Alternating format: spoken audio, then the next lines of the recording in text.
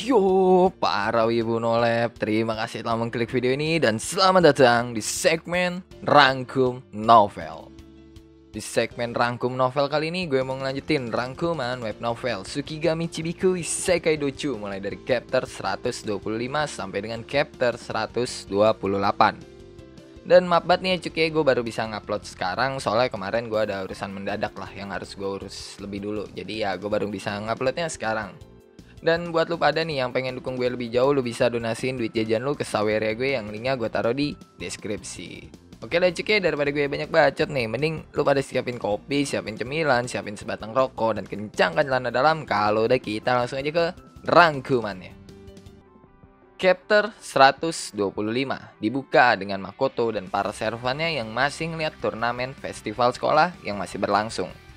Setelah pertandingan Sif melawan Amelia yang dimenangin sama Sif, Makoto nyuruh Shiki buat menghibur Amelia yang kalah dari Sif. Tapi pas Shiki balik ke tempatnya, Makoto malah ngeliat Amelia yang ngerangkulin tangannya ke Shiki. Dan Makoto duga kalau mereka berdua tuh habis melewati waktu-waktu bucin yang begitu manis lah. Tapi ya Makoto nggak mau ambil pusing sama kisah percintaan mereka dan Makoto lebih milih nyuruh Shiki buat menghibur murid Makoto yang lainnya yang pada kalah di dalam turnamen. Shiki yang dapat perintah dari Makoto langsung pergi nurutin perintah Makoto dan Amelia langsung ngikutin si Shiki yang pasti dengan tangan yang masih merangkul si Shiki. Selama jalannya turnamen, Makoto yang ngeliat cara bertarung Jin jadi terkesan sama perkembangannya Jin di dalam turnamen. Salah satunya adalah cara Jin yang make sihir peningkatan tubuh, yang dimana Jin tuh bakal make sihirnya saat dia melakukan serangan.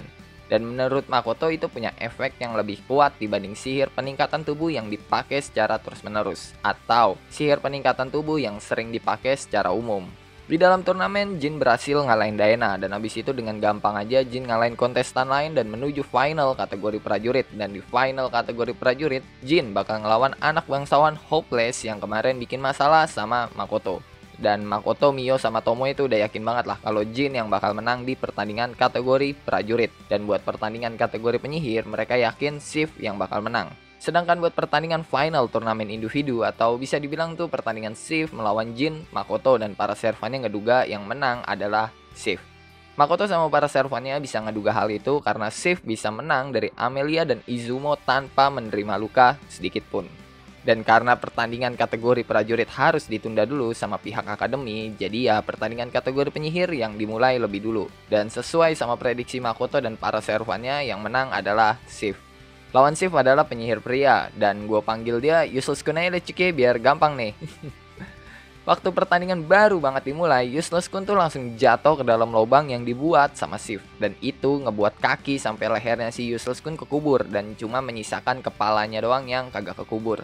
Dan harusnya itu udah jadi kemenangan Sif ya, kalau si Useless Kun itu nggak neriakin sesuatu yang bikin Sif kesel. Dan Sif yang udah kesel banget langsung ledakin kepalanya si Useless Kun, tapi yang gak sampai mati, cuma pingsan doang. Setelah itu wasit mengumumkan kemenangan Sif, dan penonton sama wasit yang ngeliat tindakan si Sif itu shock banget karena Sif ngangkat si Useless Kun pakai satu tangan dari tempat si Useless Kun kekubur. Dan itu bikin suatu sejarah yang gak bakal dilupain sama para penonton atau sama siapa aja yang ngeliat itu, karena pertama kalinya mereka ngeliat murid cewek Akademi Rose Guard yang badas banget kayak Sif. Abis itu Sif sama Useless Kun keluar dari arena turnamen dan Jin sama bangsawan Hopeless masuk ke arena turnamen. Dan biar gampang si anak bangsawan Hopeless ini gue panggil Badut Hopeless aja cuy. Si Badut Hopeless dengan sombong bilang kalau armor yang dia pakai adalah armor yang selalu dipakai keluarga Hopeless dan gak ada tuh aturan yang melarang gak boleh make armor selama pertandingan turnamen. Dan Jin yang denger itu juga yang gak peduli sama omongan si Badut Hopeless, ya terserah lah lu mau pakai apa, maju aja sini lah. Setelah itu wasit yang udah disogok sama si Badut Hopeless langsung memulai pertandingan mereka. Si Badut Hopeless nyerang Jin duluan, tapi Jin langsung melakukan counter attack dan ngebuat pedang si Badut Hopeless kelempar ke belakang. Kejadian itu terulang sampai 3 kali dan kalau ditotalin sama yang pertama jadi 4 kali. Dan itu ngebuat si Badut Hopeless emosi banget dan langsung ngadu ke wasit yang udah dia sogok. Si wasit negor Jin dan bilang Jin tuh nggak boleh defense doang, harus nyerang juga. Yang padahal nggak ada di dalam aturan yang melarang kontestan nggak boleh defend terus. Tapi Jin ya udahlah nurut aja sama omongan si wasit dan langsung nyerang si Badut Hopeless. Si Badut Hopeless tersenyum penuh kemenangan karena ya dia ngira kalau serangannya Jin itu nggak bakal bisa nembus armornya. Tapi dalam seketika ekspresinya langsung jadi ketakutan dan para penonton juga shock banget ngelihat serangannya Jin. karena serangannya Jin bisa ngancurin 3 boneka perantara si badut hopeless dan ngebuat luka goresan di pipi si badut hopeless dalam satu serangan. Dan itu menandakan kalau satu serangannya Jin melampaui damage yang bisa diterima 3 boneka perantara yang disediakan sama pihak akademi. Dan setelah itu wasit yang udah disogok sama si badut hopeless itu mau gak mau ya harus mengumumkan Jin sebagai pemenangnya. Setelah pertandingan Jin melawan si badut hopeless, Jin disuruh buat istirahat dulu sebelum pertandingan final individu atau pertandingan Jin melawan Sif. Setelah waktu istirahat berakhir, pertandingan final individu atau pertandingan Jin melawan Sif dimulai dan itu diiringi sama teriakan penonton yang heboh banget karena ini adalah pertandingan final turnamen individu di hari pertama. Pertandingan dimulai dengan sihir Sif yang ngebuat seluruh arena turnamen jadi rawa yang membatasi pergerakan Jin. Dan Sif yang ngelihat kesempatan karena Jin susah buat gerak, langsung nembakin beberapa sihir api. Tapi Jin bisa nahan beberapa serangannya Sif. Dan penonton yang ngelihat itu heboh banget karena ini pertama kalinya mereka ngelihat pertandingan antara kesatria melawan penyihir yang begitu spektakuler. Dan pertandingan mereka diakhiri dengan Sif yang ngebuat sihir Power Geyser yang ngebuat Jin kalah dan Sif jadi juara di turnamen individu. Di bangku penonton Makoto shock banget karena ngelihat sihir Power Geysernya Sif. Dan Makoto bilang kalau sihir Sif tuh semuanya sihir curang termasuk sihir rawa dan Power Geyser. Apalagi kalau penonton tuh pada ngeliat sihir Meteor Sif yang menurut Makoto curang banget itu sihir. Dan setelah itu scene berganti ke ruangan yang gelap. Di sana ada bayangan seorang pria yang kayaknya abis kena mental dan dia lagi duduk di sofa sambil dengerin laporan dari seseorang. Setelah orang yang ngasih laporan itu pergi, pria yang duduk di sofa itu langsung teriak dengan suara yang menggema di satu ruangan. Chapter 126 dibuka dengan Makoto yang lagi ketemu sama Rembrandt di tokonya. Sebelum ketemu sama Rembrandt tuh, Makoto ngasih ucapan selamat dulu ke para murid-muridnya yang telah berjuang selama turnamen berlangsung. Dan setelah itu Makoto langsung balik ke tokonya karena si Rembrandt udah nunggu dia. Dalam obrolan Makoto dan Rembrandt, terungkap kalau Makoto dan perusahaan Kuzunoha itu udah menarik perhatian sampai ke tingkat kerajaan. Dan hal itu bikin para pedagang curiga sama perusahaan Kuzunoha dan menyuruh guild pedagang buat melakukan investigasi ke perusahaan Kuzunoha. Ditambah, Rembrandt juga bilang kalau ada rumor pihak gereja dapat suap dari perusahaan Kuzunoha dan hal itu ngebuat pedagang lain tuh memandang negatif ke perusahaan Kuzunoha. Dan Rembrandt juga memperingati Makoto kalau kompetisi di dunia perdagangan itu juga dipengaruhi sama rumor yang beredar. Jadi Makoto harus hati-hati banget sama tindakannya sebagai seorang pedagang. Dan setelah itu Rembrandt bilang, mungkin guild pedagang besok bakal manggil Makoto dan menanyakan barang dagangan Kuzunoha yang menurut pedagang lain, barang yang dijual sama Makoto adalah barang yang berbahaya. Makoto yang dengar itu langsung bilang, itu nggak masalah, dia udah nyiapin jawaban atas pertanyaan itu. Rembrandt yang dengar omongan Makoto merasa lega dan abis itu dia pamit ke Makoto buat ketemu sama kedua putrinya. Setelah Rembrandt pergi dari ruangannya Makoto, Makoto menyuruh Lime buat ngikutin Rembrandt karena ya dia takutlah terjadi sesuatu hal kepada Rembrandt. Gak lama setelah itu Eva masuk ke ruangan Makoto karena Makoto udah ada janji sama Eva kalau mereka tuh harus ketemu soalnya ada sesuatu yang pengen diomongin sama Makoto. Makoto bilang ke Eva, dia akan ngomong suatu hal yang penting. Tapi Makoto minta Eva gak ngasih tahu pembicaraan yang bakal mereka omongin ke siapapun. Dan Eva menyetujui permintaan dari Makoto. Setelah itu Makoto ngasih proposal ke Eva yang ngebuat Eva langsung shock sama isi proposal yang dikasih Makoto. Makoto bilang kalau dia memberi waktu ke Eva buat mikirin jawaban dari proposal yang dia kasih. Karena jawaban dari Eva menyangkut tentang perusahaan Kuzunoha dan paling lambat Eva harus ngasih jawaban besok lusa. Setelah itu Makoto langsung nganter Eva ke salah satu kamar kosong yang ada di tokonya dan abis Makoto nganterin Eva dan ninggalin Eva dari kamarnya, Makoto ketemu sama Ruria yang udah nunggu dia di lantai 1. Dan kalau lu tanya kenapa Eva sama Ruria nggak ketemu ya, karena Eva itu masuk dari pintu belakang dan Makoto ngobrol sama Eva itu di lantai 2. Sedangkan Ruria nunggu Makoto di lantai 1 dan dia masuk dari pintu depan. Makoto yang lagi sama Ruria langsung ngomong sesuatu hal yang penting ke Ruria dan Makoto bilang kalau Ruria itu nggak boleh kasih tahu ke siapapun termasuk ke Eva tentang apa yang barusan dia omongin.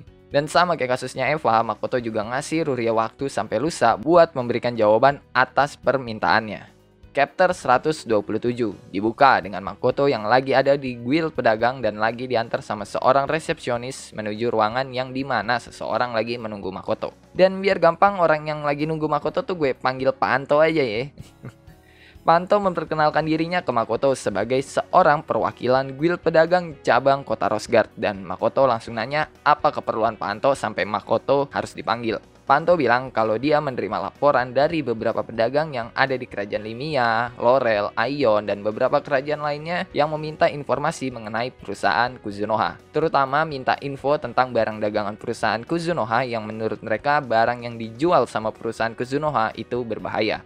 Dan mereka juga curiga perusahaan Kuzunoha bekerja sama dengan ras iblis buat dapetin barang dagangannya. Makoto yang dengar omongan Panto langsung bilang, kalau perusahaan Kuzunoha itu nggak pernah bekerja sama dengan pihak iblis sekalipun dan barang yang dijual juga bukan barang yang berbahaya. Jadi gimana caranya mereka bisa curiga sama perusahaan Kuzunoha? Dan Panto yang dengar itu langsung bilang kalau iya dia udah tahu barang dagangan yang dijual sama perusahaan Kuzunoha bukanlah barang yang berbahaya dan juga Kuzunoha tidak bekerja sama dengan pihak iblis. Itu cuma rumor belaka dan hal itu juga udah dikonfirmasi langsung sama pihak gereja. Tapi masalahnya ada di bagian pengedaran barang atau penyuplaian barang yang dimana perusahaan Kuzunoha tuh nggak punya kereta buat mengantarkan barang dagangan mereka. Tapi kenapa perusahaan Kuzunoha bisa menyuplai barang dari kota Shige ke kota Rosgard ataupun sebaliknya?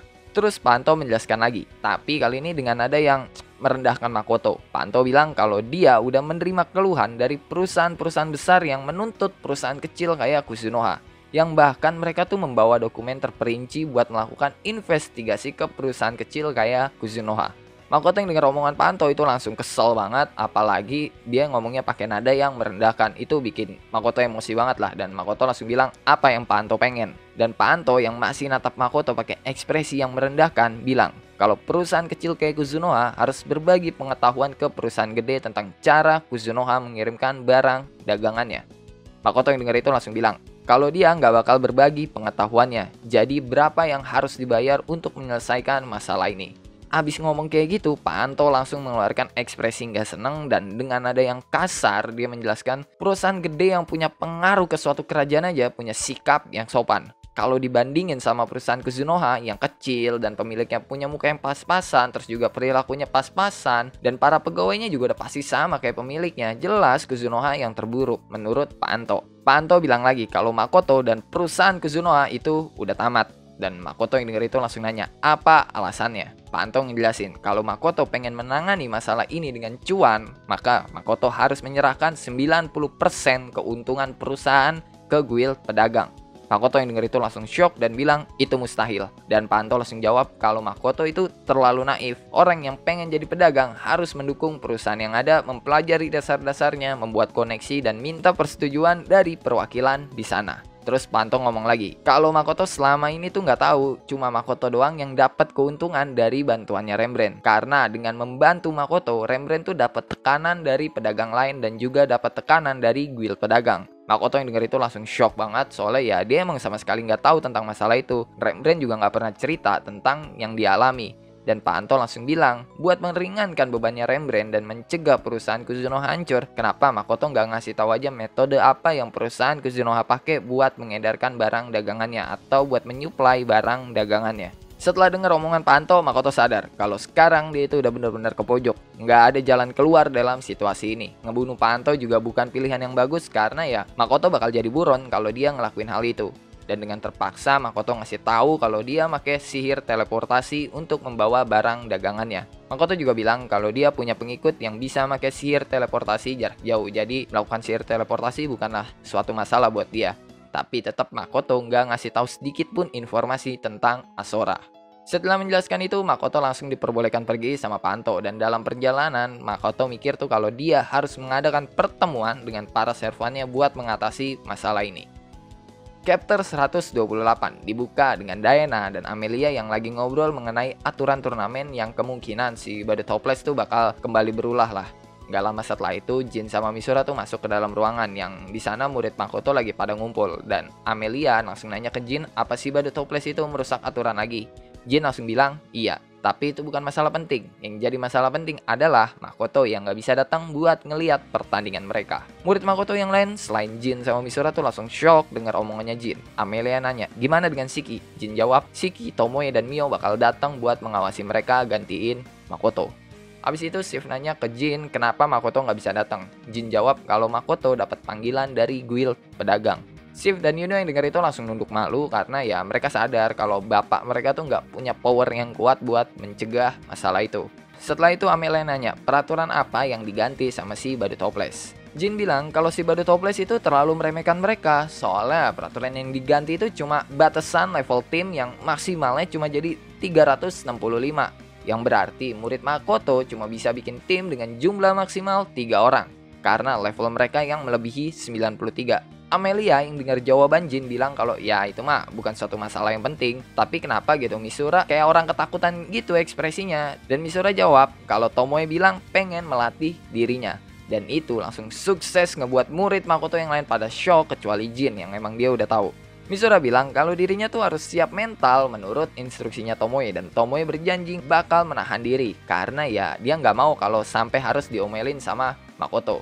Murid Makoto yang lainnya langsung menatap Misura dengan ekspresi yang beda-beda. Beberapa dari mereka ada yang kasihan sama Misura karena ya mereka harus menghadapi suatu monster lagi kan selain Shiki sama Makoto. Terus juga ada yang iri sama Misura karena bisa lebih dekat sama servan Makoto yang lainnya.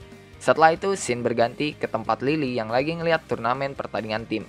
Di dalam arena jelas banget gitu, kelihatan 7 versus 3. Tapi ini jauh di luar perhitungan Lily kalau 3 orang yang dikenal sebagai murid dari Makoto itu lagi pada mainin lawan mereka yang berjumlah 7 orang. Menurut Lily, kerjasama muridnya Makoto itu mirip kerjasama dari ras iblis. Kerjasama yang penuh perhitungan, koordinasi, dan saling berbagi informasi mengenai lawan mereka.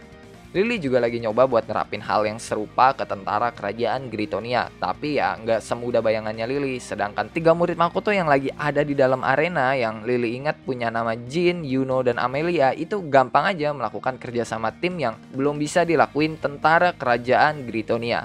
Dan di mata Lily pertandingan mereka tuh udah nggak pantas disebut sebagai pertandingan lagi. Karena yang Lily lihat itu kayak murid Makoto yang lagi pada latihan sambil mukulin orang-orangan sawah. Soalnya 7 orang yang jadi lawan mereka itu sama sekali nggak bisa merespon serangan mereka. Di lain sisi, para penonton bisa ngelihat 7 orang yang merupakan tim dari si badut hopeless itu pada kena mental semua karena ya murid Makoto tuh pada freestyle sambil pamer-pamer skill. Dan harusnya murid Makoto tuh bisa memenangkan pertandingan mereka dalam waktu kurang dari 1 menit. Tapi sama murid Makoto tuh malah dilama-lamain dan mereka malah mamer-mamer skill.